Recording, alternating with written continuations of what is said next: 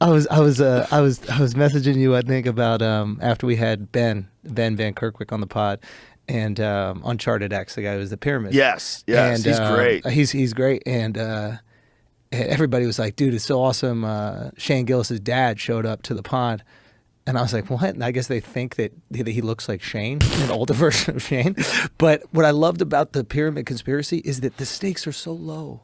Right? There's no pedophilia. Nothing. Nobody's dying. Nothing. It's like, did it happen? Did it not happen? It's just, how old is this civilization? That's it. Is it 4,000? Is it 10,000? But do you know that even with that, because Graham Hancock has a whole series. They call you racist and He's shit calling like him that. racist. I'm not saying that black people didn't still do it. It's just older black people. 100% was black people. Yeah. It was 100% people in Africa. The pyramids were 100% built by people who lived in Africa. Yes. That's it. Yeah. All Graham Hancock is saying is that it's very likely that the entire world experienced a cataclysmic disaster around 11,800, 12,000 years ago, somewhere in that range. Yeah. And it knocked us back into the Stone Age. Dude, but those people who were around before that were probably more sophisticated than we are. We just have a hard time imagining that. Yeah. Because we don't have any evidence of it. And we just don't think that the execution matches up with the technology. If we found some tech that would make sense, I think that we could go, okay, maybe this did happen 4,000 years ago, or whatever it is. But so far, the idea of like a chisel and a stone carving all these blocks and then people just dragging them in the sand, I think it seems a little bit There's some real unreasonable. problems with that. Yeah. There's some real problems with the actual physical limitations of the size of these obelisks, where they're cutting them in the mountains and they have to move them hundreds of miles. How are you getting them out of the mountains? Like, what are you doing? This is like 2,000 tons. Like, what the fuck are you saying? Yeah. You said it, I think I was listening to the pod with you guys, and you were like, if I was Elon Musk, I'd just build one. And I get that to a certain extent. I don't know if you could.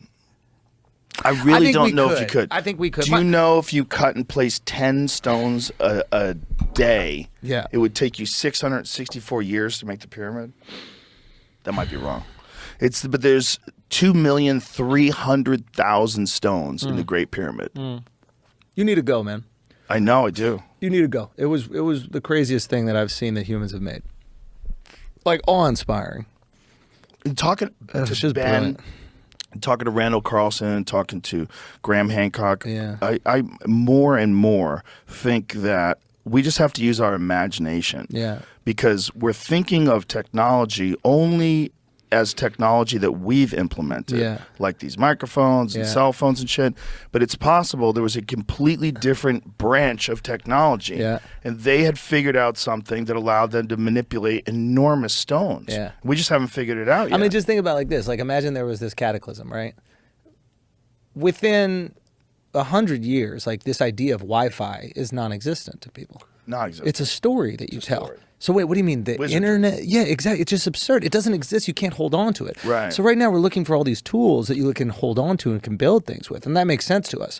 But we can't conceive of this like technology that existed just in the air. How would you describe Wi-Fi to some dude that you met in an Amazonian tribe? You wouldn't. You couldn't. You couldn't.